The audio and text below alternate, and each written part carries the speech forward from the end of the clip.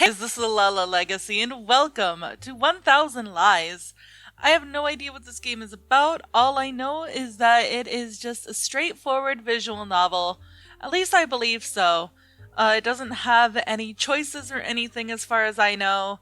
So, let's get in.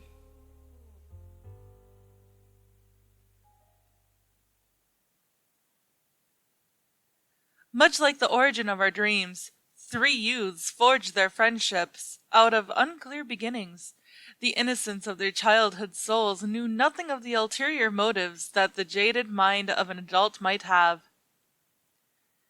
It's a pity that no decision knows of virtue, a fabrication which lies beyond the chromatic spectrum of consequences that adults insist on simplifying only as either black or white. So they maintain that lies should not be told. Lying is wrong. With empty words, they wage their futile battle against human nature, pretending to know of what they speak. It's ironic how, rather than erasing lies by teaching us not to fabricate falsehoods, we learn to make them better. After all, who honestly seeks the truth? We only open our ears to the confirmations of our biases. And that's strange, because, in my opinion, there is no one who is more sincere with their words than the greatest liar of them all.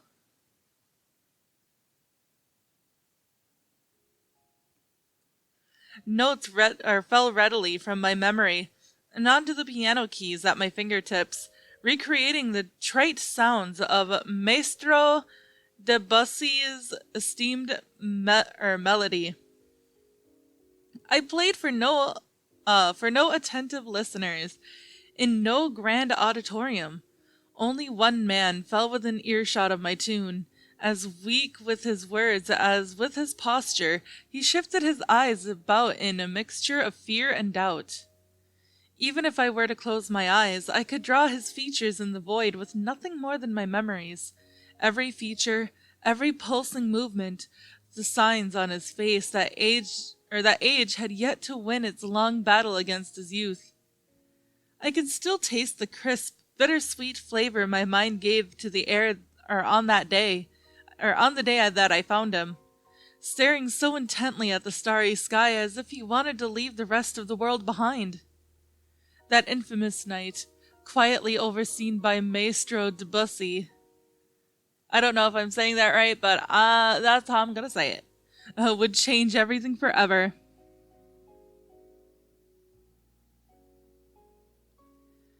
Come on. Want to go see how haunted that mansion really is? The boy could hardly contain his excitement as he spoke.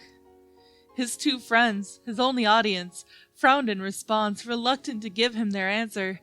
They couldn't be fooled by such superstitions as ghosts, nor were they motivated to spend their time disproving their existence. Yet somehow they just couldn't find it in themselves to say no to their eager friend, perhaps due to his eloquence, or, to be frank, his persistence. Their entrance was heralded by abandoned spiderwebs, ramshackle walls, and frayed curtains. Unfortunately, there were no specters to speak of. The boy had little need of his ghosts now, though, for the trembling signs of fear that gripped his friend served more than adequately as his entertainment for the day. So, our intrepid leader took point, leading his exploration party deeper into the dust-veiled interior of the old mansion. He brought his attention to a single book laid atop an aging podium, a sure sign that no pages of content were more worthy of reading than those found in this centerpiece on display. Its words were still legible, if only just, and apart from the rest of its treatise on keeping close relationships unbroken, it offered a dire warning. Desecrating that which does not belong to you will bring nothing but punishment. That which you love will inevitably become the greatest of your fears. When, during syzygy, three elements must become two. Which one will you discard? If it had been a spell from a witch's book, the three youths lacked the knowledge to understand it. Nonetheless, they would soon regret having brought to life the words upon the page. From out of the darkness, shackles appeared and bound the three together with unbreakable chains that only they could see, doomed to keep each other's company eternally.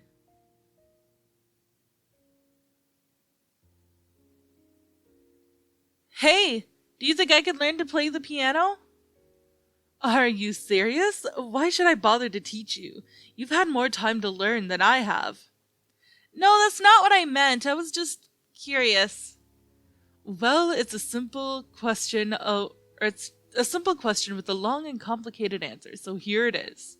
No. What? Why not? Do you really need me to spell it out for you? You're the expert. It shouldn't be hard to tell me what's wrong. What's wrong? Oh, where do I begin? For example, those sausage links you call your fingers.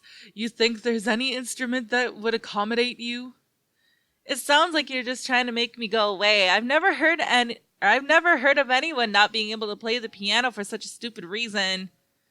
I suppose that depends on your goals. You can bang away at the keys to your heart's content, for example. You're not very good at this pep talk thing, you know.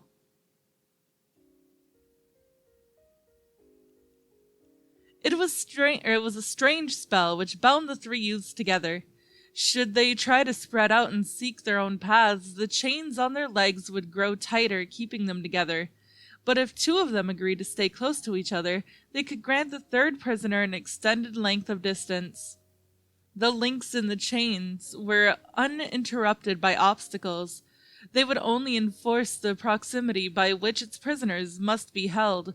Still, they could find a way to live with their curse, with none but themselves being the wiser to it. And how could anyone believe that three friends have been physically bound by chains which eludes the sight of everyone but its prisoners, passes through all obstructions, and is untouchable to anyone else? Under the premise that they used to spend all their time together, none of them thought this incident would harm their lives too much. Using their imaginations, they could manage some way to go on with their lives. In time, the change came upon them. Just as the origins of their friendship remained unclear, so too would it be difficult to pin down just what had kept them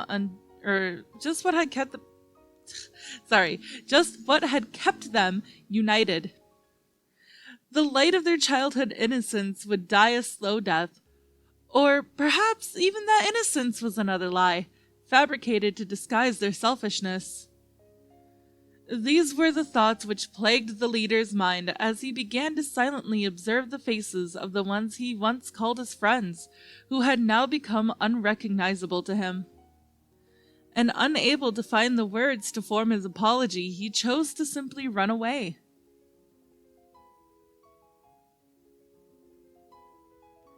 Come off it already. You didn't come here for a piano lesson. If you've got something to say, spit it out already. The kid merely choked on his words, unable to force his thoughts into the open air. You don't have to say a thing if you don't want to. You're a grown man and you can make your own decisions. You don't need me telling you what to do. Just know that every choice comes with a price. I don't want you to come crying to me later as if I were responsible for your decisions. Through the corner of my eye, I could see that no amount of shaming language would drive him away. Yet he still milled about in his own indecisiveness. I sighed audibly, making my displeasure with our status quo abundantly clear. Fine. Do you want to know what made me want to learn how to play the piano? It had been an impromptu change of subject, surprising even myself. I was never one for improvisation. Bringing a close to the piano melody, I pushed myself away from the keys. I raised my hands up as if to display them alongside my words. I'll tell you what spurred me on to play this instrument. It was after someone told me the most discouraging thing. That with fingers as thick as mine, I would never be able to play any instrument. So he ran, struggling against his own loss of breath until the cruel chains trailing behind rose up to remind him of their limited length. But that would not stop him. Surrender was beyond his understanding now. No senseless witchcraft would be allowed to outperform his willpower. He didn't care about the blood or the pain. He would keep on running, empowered by his will, even if his leg were to break. The chain stretched with each step, with the metallic echo of the links breaking behind him. Groaning under the pressure, each link in the chain wrapped and bent to the breaking point, struggling to match the strength of his determination. So it was that the curse vanished into thin air, leaving no trace that it had ever bound anyone together. Only then did he return to his senses to find what he had bled and suffered to gain: solitude, in a barren land, bereft of his peers. Even his footsteps had vanished in the trail behind him. He was truly alone. Never again would he be able to find the important people he had lost. 1000 Lies, Chapter 1.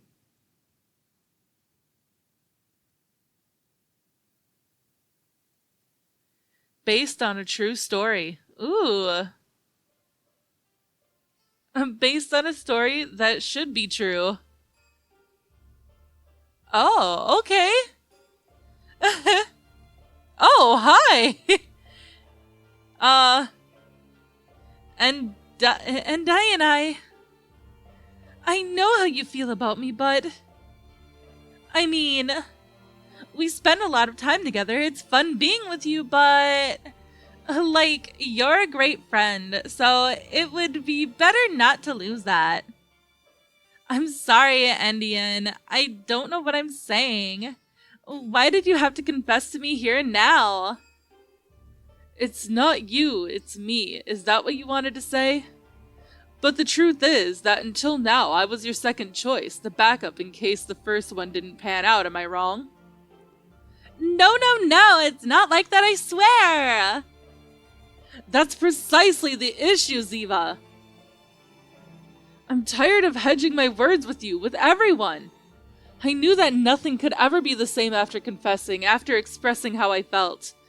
I thought you would accept my feelings and I was happy. I couldn't believe that someone like me could connect with another person. Although now I see it was all fake. I've been thinking about it, and now it's clear to me. One of us has been playing with the other's emotions, without considering the consequences. And now you don't even have the courage to go back, in spite of finding out the truth.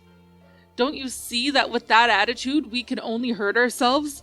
I thought I loved and adored you, now I'm not so sure. Maybe I was deceiving myself all those times we spent together, or maybe it was just my lack of experience. The only thing I do know is that we can't keep going down this painful road. And even so, a part of me doesn't want to let you go, even if that means we're only friends. Even knowing the suffering that awaits me.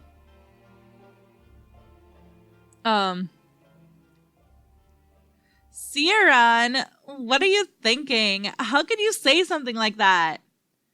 Whispers spread throughout the classroom. As expected, we became the center of attention, and students from all of the nearby classrooms crowd around to eavesdrop. The pressure put on me by the current situation makes my legs begin to shake. Still, somehow I manage to look calm and composed. Oh. Come on, Ziva, Kiar. Let's take a minute to calm down, okay? Don't you think it'd be better to talk about this later? The next class is gonna start any moment, and I don't think... You're one to talk, Ozzy. Everything is your fault after all. Or else? I don't know. Huh? What did I do now? So you already knew. Nobody told me if that's what you're worried about. I figured it out on my own. I just had to put two and two together. I don't think I understand what's going on. Would someone care to explain? Yeah, Ziva, do it. Explain it to him. I wouldn't be able to forgive myself if I ruined the lives of my two best friends because I was selfish. I've already been rejected. Are you sure about that, Endian? I don't want to. Ziva puts her hand on my shoulders as she tries to cheer me up. I nod at her to indicate that she can continue. Then I choose to walk away, leaving them in silence. Pushing my way past a crowd of students and a teacher, I head into the hallway without ever looking back. I'm running away, I know, but there are times when being a coward is the only way to survive on the battlefield. 'Cause love is a battlefield. No. From the hallway, I can still hear what's happening on the other side of the door. I can hear the woman I love declaring her love for another man. The students inside the classroom suddenly erupt in various noisy reactions. The combined sounds deafens everything else. Even then, there's still a sound I can't ignore. My heart is broken, leaving me feeling empty inside. How foolish!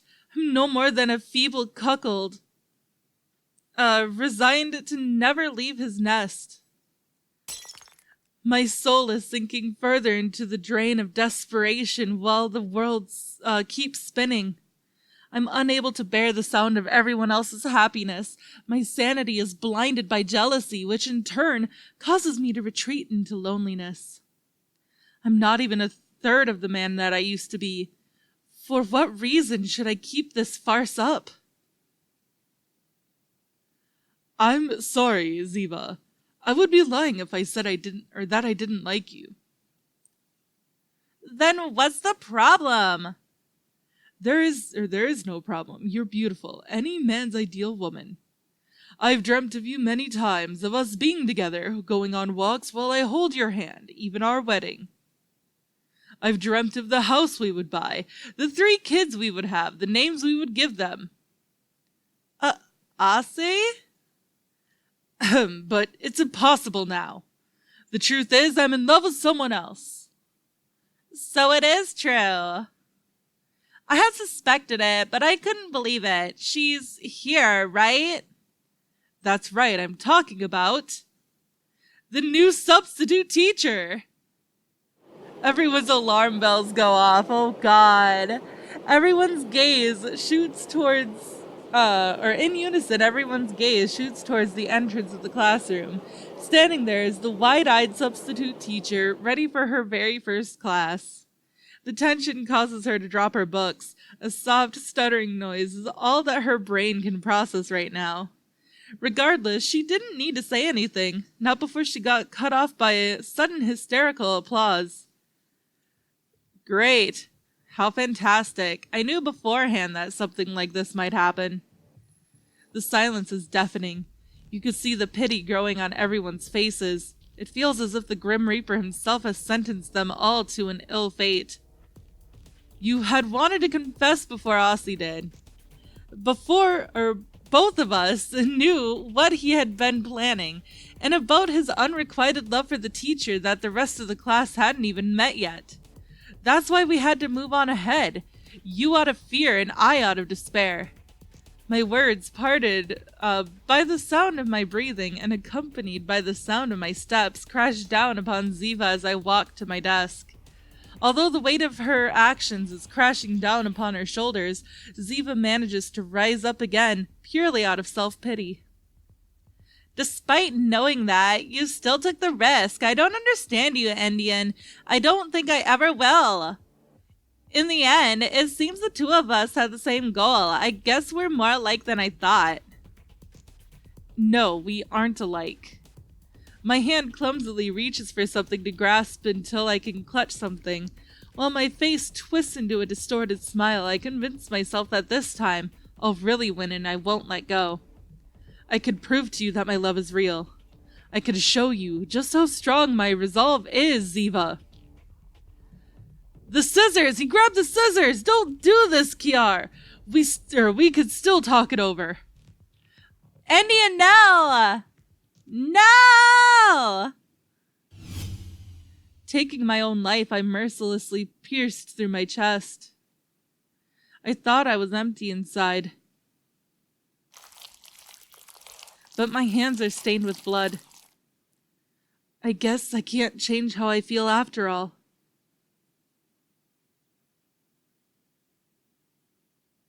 Goodbye, Ziva.